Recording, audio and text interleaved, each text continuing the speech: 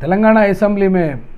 जो last time election हुआ था उसमें मुस्लिम एमएलएस अगर कितने हैं, पॉलिटिकल पार्टीज़ के हिसाब से अगर बात करें तो ना टीआरएस के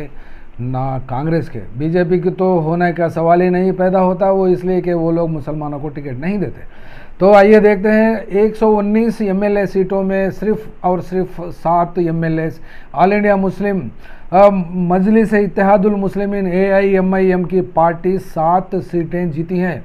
वो भी हैदराबाद के टोटल पॉपुलेशन से। हैदराबाद का टोटल पॉपुलेशन तेलंगाना में के पॉपुलेशन में कितना है, तो पहले देखते हैं। तेलंगाना का पॉपुलेशन, टोटल पॉपुलेशन में मुसलमानों का 12.56 है। 12.56 टोटल मुस्लिम पॉपुलेशन जब तेलंगाना में है, तो वहाँ हैदराबाद का पॉपुलेशन उसमें से कितना है, 30.13। 30.13 मुस्लिम पॉपुलेशन से अगर 7 सीटें एमएलए के ऑल इंडिया मजलिस इत्तेहादुल मुस्लिमीन जीत सकती है, तो फिर 69.87% जो मुसलमान कायम करा है इस डिस्ट्रिक्टों में। आइए देखते हैं वो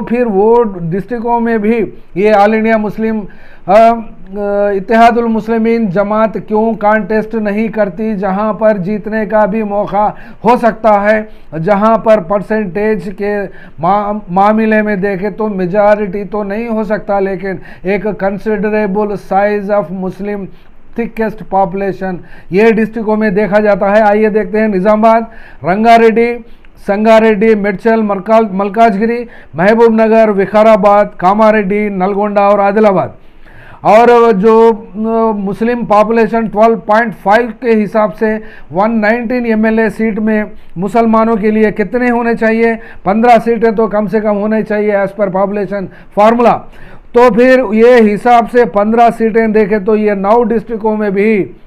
एक एमएलए सीट जीतने की संभावना हो सकती है, अगरचे कौन सी भी एक नई पार्टी इन डिस्ट्रिक्टों में कायम करते हैं मुसलमान सब मिलकर, या फिर कोई गैर कौम हो या फिर सेकुलर डेमोक्रेटिक